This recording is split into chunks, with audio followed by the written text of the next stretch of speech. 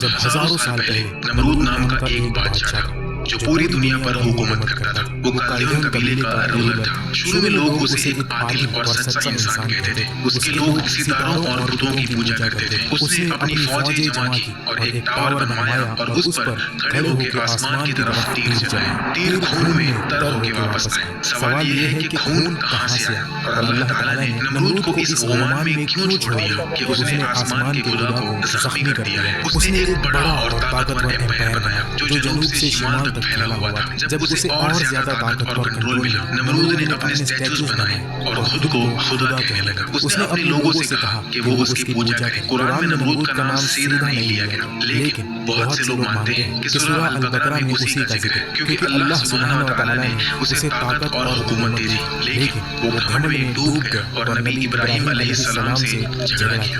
بہت سے اسلامی عالموں کا یہ ماننا ہے کہ یہ شخص نمرود ہی تھا اور وہ بیبیلون اور پوری زمین کا سب سے ظالم اور خونخوار حکمران بن گیا۔ نمرود دنیا کا پہلا شخص تھا جس نے کہا کہ میں خدا ہوں۔ اس ظالم شخص نے بیبیلون شہر بنایا اور لوگوں کو تکلیف دینا شروع کیا۔ تاریخی منبع کہتے ہیں کہ نمرود نوح علیہ السلام کے فرزند حام کی نسل تھا۔ وہ حام کا نواسا اور کش کا بیٹا تھا۔ مانا جاتا ہے کہ حام کے خاندان سے آنے والے لوگ تاریخ کے شروع میں سب سے زیادہ جنگجو اور سخت حکمران تھے۔ انہوں نے انسانی تقدیر پر قابو پانے کی کوشش کی اور بڑے بڑے کنگڈمز بنائے۔ کوئی کہتے ہیں کہ انہوں نے مصر، لیبیا، عربیہ اور ہندوستان جیسے ملکوں کی بنیاد بھی رکھی۔ نمرود تاریخ میں ایک بہت طاقتور شخص تھا اور دنیا کا پہلا اور سب سے بڑا بادشاہ تھا۔ اس نے اناطولیہ کے جنوبی حصے جو کہ میسوپوٹامیہ کا شمالی علاقہ ہے وہاں تک فوج کشی کی اور بہت سے ملکوں کو ہرا دیا۔ منبع کہتے ہیں کہ اس نے نبی ابراہیم علیہ السلام کو آگ میں ڈالا اور لوگوں کو اللہ کے خلاف بغاوت پر ابھارا۔ پرانے عہد نامے میں نمرود کو ایک چالاک نجومی،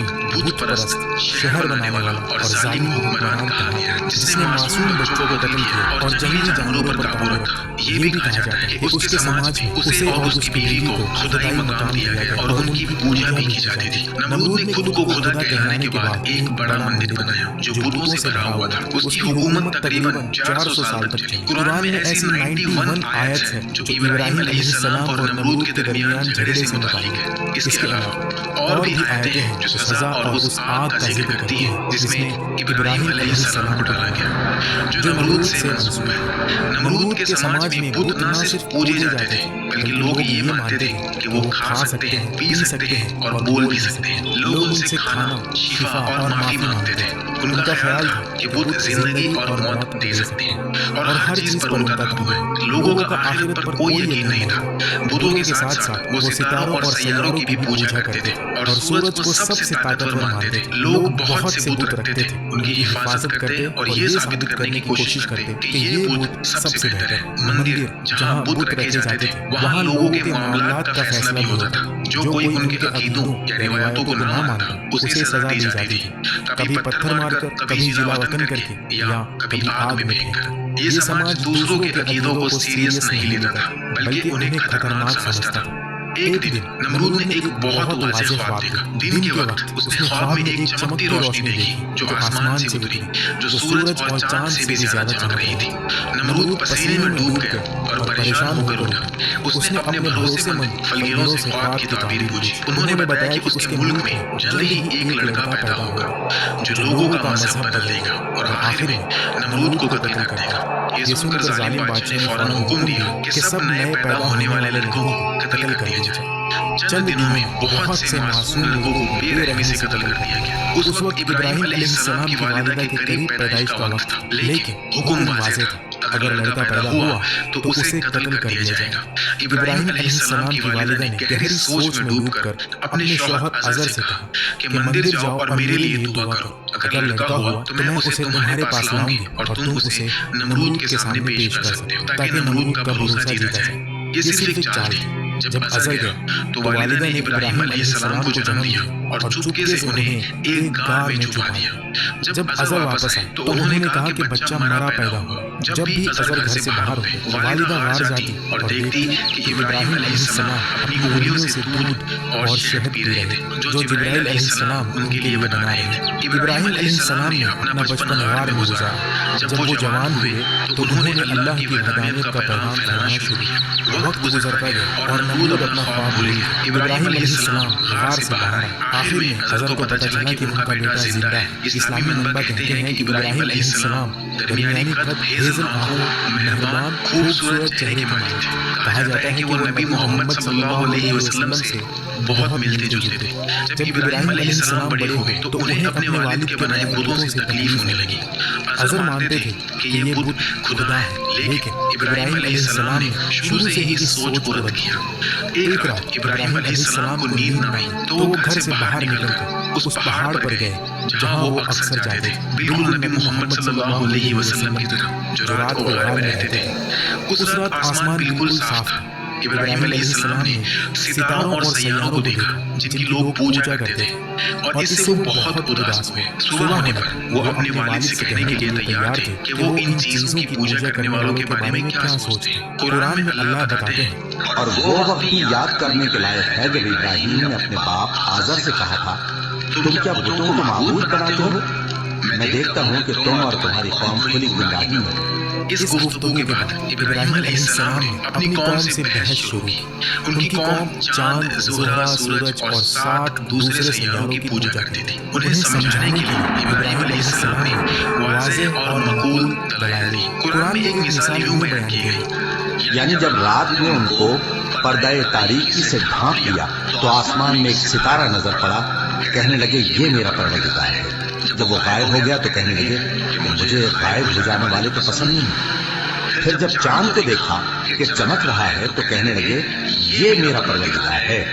लेकिन जब वो भी छुप गया तो बोल उठे कि अगर मेरा परवरदिगार मुझे सीधा रास्ता नहीं दिखाएगा तो मैं उन लोगों में हो जाऊंगा जो भटक रहे हैं। इस बहस में इब्राहिम अलैहिस्सलाम ने अपनी कौम को बताया कि आसमान की ये चीजें खुदा नहीं हो सकती, क्योंकि वो दिखाई देती है और गायब हो जाती है और उनकी जगह दूसरी चीजें ले लेती है। एक असली खुदा कभी गायब नहीं होता या अपनी जगह नहीं छोड़ता। इब्राहिम अलैहिस्सलाम अपनी कौम को अल्लाह सुब्हानहु व तआला की वहदानियत और उसी की इबादत की तरफ ले जाने की पूरी कोशिश कर रहे थे। नमरूद चाहता था कि इस जमीन के सब लोग उसके सामने झुकें, और उसने अपने लोगों के साथ बहुत बुरा बर्ताव किया। इसी वक्त अल्लाह ने इब्राहिम अलैहिस्सलाम को नबी बनाकर भेजा ताकि वो जालिम नमरूद और उसकी कौम को अल्लाह के अहकाम सिखाए। इब्राहिम अलैहिस्सलाम ने पहले इस तरक्की याफ्ता समाज को मक़ूल और दलील के साथ समझाना चाहा। वो चाहते थे कि लोग अपने झूठे खुदाओं पर शक करें, लेकिन सच बोलने की कीमत चुकानी पड़ी। सच बोलना हमेशा मुश्किल रहा। उनके सच्चे अल्फाज की वजह से लोगों ने उनके लिए अपने दरवाजे बंद कर दिए और उन्हें गद्दार कहा। ये जवान शख्स जो बेजान बुतों की पूजा पर सवाल उठाते थे, जो न देख सकते थे न सुन सकते थे, उनका पहला सामना अपने वालिद के गुस्से से हुआ। अज़र ने उन्हें कत्ल करने की धमकी दी। जवाब में इब्राहिम अलैहिस्सलाम ने सब्र और इज्जत से कहा कि वो अपने वालिद के लिए माफी की दुआ करेंगे और बुत परस्ती से दूर रहेंगे। वो नहीं चाहते थे कि उनके वालिद हमेशा के लिए आग में जले। आखिर में अल्लाह के यकीन के साथ इब्राहिम अलैहिस्सलाम को अपने वालिद का घर छोड़ना पड़ा। जब इब्राहिम अलैहिस्सलाम ने अपने वालिद का घर छोड़ा और अकेले हो गए, तब भी उन्होंने अपनी कौम को चेतावनी देना नहीं छोड़ा। वो उन्हें अल्लाह की खूबसूरती, ताकत, हिकमत और वहदानियत के बारे में समझाना चाहते थे, लेकिन लोग बुतों की पूजा करते रहे। इब्राहिम अलैहिस्सलाम ने हार नहीं मानी और एक खास प्लान बनाया। तायून कबीला साल में एक बार एक त्योहार के लिए शहर छोड़कर जाता था। इब्राहिम अलैहिस्सलाम ने इस बड़े इवेंट का इंतजार किया ताकि वो मंदिर जा सके बिना किसी के देखे। मंदिर में सोने, तांबे और लकड़ी के बुत थे। जब गलियां खाली हो गई, इब्राहिम अलैहिस्सलाम एक तेज कुल्हाड़ी लेकर मंदिर में दाखिल हुए। उन्होंने पत्थर और लकड़ी के बुतों और उनके सामने रखे खाने को देखा और बुतों से कहा, क्या तुम अपने सामने रखा खाना नहीं खाते? तुम्हें क्या हुआ कि तुम बोलते नहीं? बिना किसी डर के उन्होंने कुल्हाड़ी उठाई और झूठे खुदाओं को तोड़ना शुरू किया जो उनकी कौम पूजती थी। उन्होंने सबको तोड़ दिया सिवाय सबसे बड़े बुत, और कुल्हाड़ी उसके गले में लटका दी। जब लोग त्योहार से शाम को वापस आए तो वो अपने खुदाओं के टुकड़े मंदिर में बिखरे देखकर हैरान रह गए। उन्होंने सोचना शुरू किया कि ये किसने किया। आखिर में उन्हें इब्राहिम अलैहिस्सलाम पर शक हुआ, जो हमेशा अल्लाह की इबादत का बुलावा देते थे। वो उनके पास गए और पूछा, क्या ये तुमने किया? इब्राहिम अलैहिस्सलाम ने जवाब दिया, शायद बड़ा बुत नहीं चाहता था, कि कोई दूसरों की पूजा करे। शायद उसे गुस्सा आया और उसने कुल्हाड़ी से उन्हें तोड़ दिया। तुम खुद उससे पूछ सकते हो, शायद वो तुम्हें बताए कि क्या हो। बुत परस्तों ने कहा, मगर बुत तो बोल नहीं सकते। इब्राहिम अलैहिस्सलाम ने कहा, अगर वो बोल भी नहीं सकते और अपनी हिफाजत नहीं कर सकते तो वो तुम्हारी हिफाजत कैसे करेंगे? क्या तुम अब भी नहीं समझते? नबी इब्राहिम अलैहिस्सलाम ने वाज़ेह और मक़बूल दलाइल से उन्हें हरा दिया, यहाँ तक कि कौम के रहनुमा और दीनी आलिमों के पास कोई जवाब नहीं था। लेकिन उनके घमंड ने उन्हें गलती कबूल करने से रोका। इसके बजाय उन्होंने अपनी ताकत का इस्तेमाल किया और इब्राहिम अलैहिस्सलाम को गिरफ्तार कर लिया, उन्हें जंजीरों में बांधा और नमरूद के वापस आने का इंतजार किया। जब वो वापस आया तो रहनुमाओं ने उसे एक जवान शख्स इब्राहिम अलैहिस्सलाम के बारे में बताया, जिसने बुत परस्ती से इनकार किया और उनके खुदाओं को तोड़ दिया। नमरूद ने इब्राहिम अलैहिस्सलाम को बुलाया और पहले उन्हें समझाना चाहा, लेकिन जब वो नाकाम रहा तो बहुत गुस्से में आ गया। कुरान उनकी मुलाकात और बहस के बारे में बताता है, भला तुमने उस शख्स को नहीं देखा जो उस गुरूर के सबब से कि अल्लाह ने उसको सल्तनत बख्शी थी, इब्राहिम से अपने परवरदिगार के बारे में झगड़ने लगा। जब इब्राहिम ने कहा, मेरा परवरदिगार तो वो है जो जिंदगी देता है और मौत देता है, वो बोला कि जिंदगी और मौत तो मैं ही दे सकता हूँ। इब्राहिम ने कहा कि अल्लाह तो सूरज को मशरिक से निकालता है, आप उसे मगरिब से निकाल दीजिए।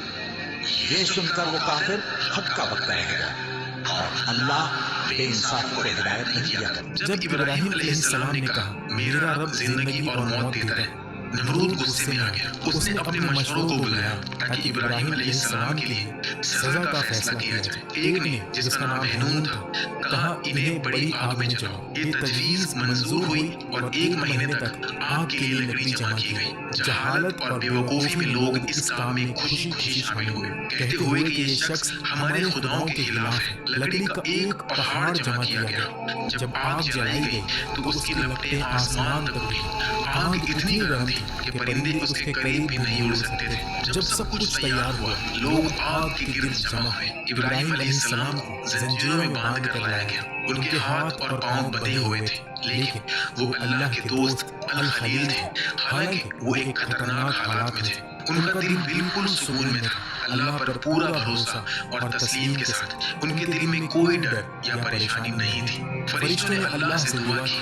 नमरूद और उसके मशवरों ने फैसला किया कि इब्राहिम अलैहिस्सलाम को आग में डालने के लिए एक बड़ी मंजनीक का इस्तेमाल किया जाए। नमरूद ने सोचा कि इब्राहिम अलैहिस्सलाम को जिंदा जलाने से वो अपने आप को खुदा साबित कर देगा। ये पहली बार था कि किसी ने उसे सच में चैलेंज किया था और वो इब्राहिम अलैहिस्सलाम के अल्फाज का जवाब नहीं दे सका। उसे शर्मिंदगी महसूस हुई, इसलिए उसने सोचा कि उसे जो खुद को खुदा समझता था, इब्राहिम अलैहिस्सलाम को उस आग में डालने का हक था जो उसने बनाई थी। उस वक्त आसमान और जमीन के फरिश्ते हैरान थे और बोले, ऐ हमारे रब, इब्राहिम जो तुझे सबसे ज्यादा याद करते हैं, उसे आग में फेंका जा रहा है। वो तेरे नबी है जो तुझे कभी नहीं भूलते, हमें उनकी मदद करने की इजाजत दे। तब अल्लाह ने इजाजत दी।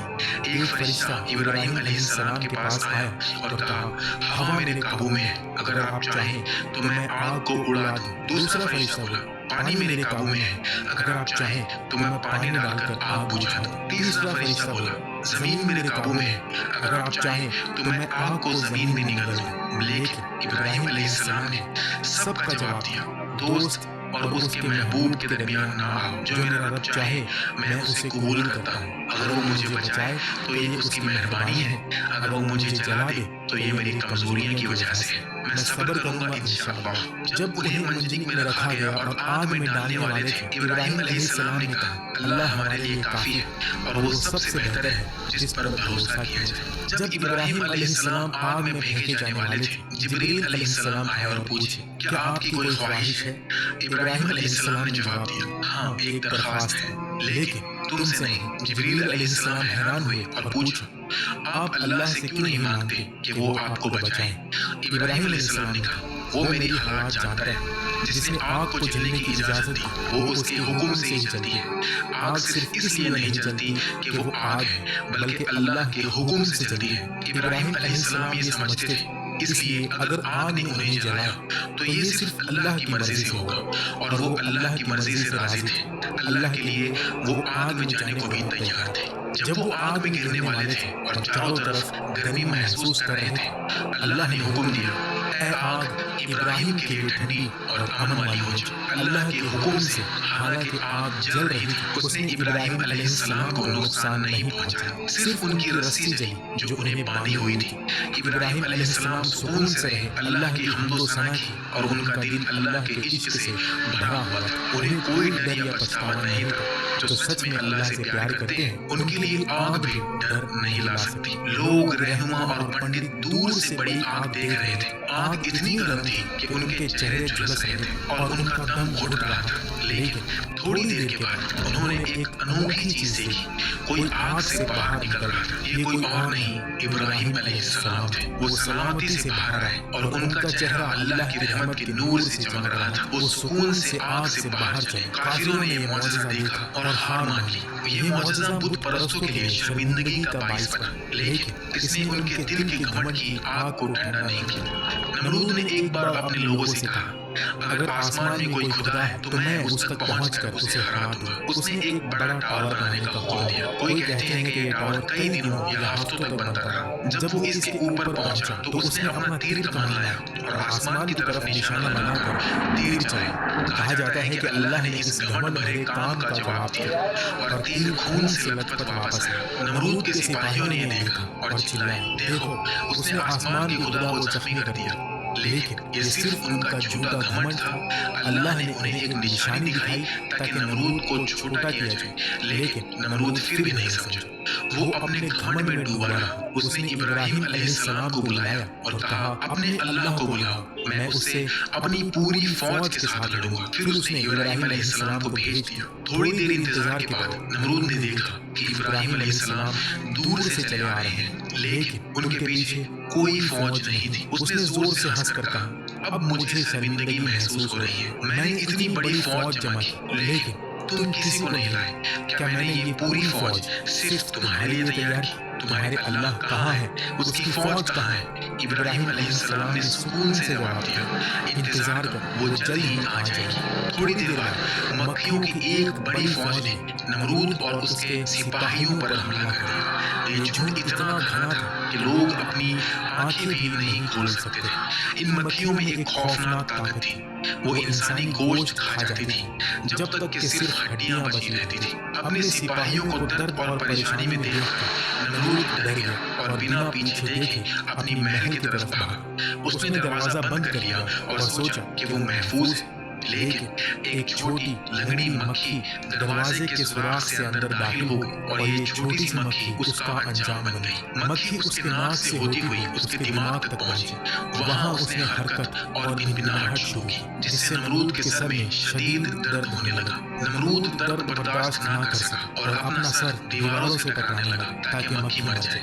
جب یہ کام نہ کیا تو اس نے لوگوں کو بلایا کہ اس کے سر پر ہتھوڑوں سے مارے۔ اس نے زیادہ پیسوں کا وعدہ کیا، جو بھی سخت مارے گا۔ کئی دنوں تک سپاہی اسی سر پر ہتھوڑے مارتے رہے جو 400 سال تک تاج پہنتا تھا۔ ہر بار نمرود کہتا کہ وہ اب بھی مکھی کی آواز سن رہا ہے اور وہ کہتا رہا کہ دوبارہ مارو۔ اللہ نے اس کا درد دن بدن بڑھایا، جب تک کہ ایک سپاہی نے اتنی زور سے اس کے سر پر ہتھوڑا مارا کہ وہ پھٹ گیا اور نمرود مر گیا۔ قرآن میں اللہ فرماتا ہے، ان لوگوں نے برا تو ان کا چاہا تھا مگر ہم نے انہی کو نقصان میں ڈال دیا۔ نمرود جو اپنی دنیاوی طاقت اور گھمنڈ میں مگن تھا اور اس کی بدنصیب قوم سب مکھیوں کے ہاتھوں تباہ ہو گئی۔ ان کا خون چوس لیا گیا اور ان کے جسم ختم ہو گئے۔ یہ سب انسانیت کے لیے ایک واضح سبق ہے۔ نمرود کے ٹاور بنانے، آسمان میں تیر مارنے اور مکھیوں کے ہاتھوں مرنے کی باتیں قرآن یا صحیح حدیث سے ثابت نہیں۔ یہ کہانیاں یہودی، مسیحی اور قدیم میسوپوٹیمین روایتوں سے لی گئی ہیں، جنہیں کچھ اسلامی مفسرین جیسے ابن کثیر اور قرطبی نے اپنی تفسیر میں شامل کیا۔ انہیں سمبولک سبق کے طور پر دیکھا جاتا ہے جو گھمنڈ اور اللہ کے خلاف بغاوت کے انجام کو دکھاتی ہے۔ قرآن میں نمرود کا نام صاف نہیں لیا گیا، لیکن سورہ البقرہ میں ایک شخص کا ذکر ہے جو ابراہیم علیہ السلام سے اللہ کے بارے میں جھگڑا کرتا ہے اور خود کو زندگی اور موت دینے والا کہتا ہے۔ مفسرین اس شخص کو نمرود سے جوڑتے ہیں۔ اس کے علاوہ سورہ الانبیاء میں ابراہیم علیہ السلام کو آگ میں ڈالنے کا واقعہ ہے۔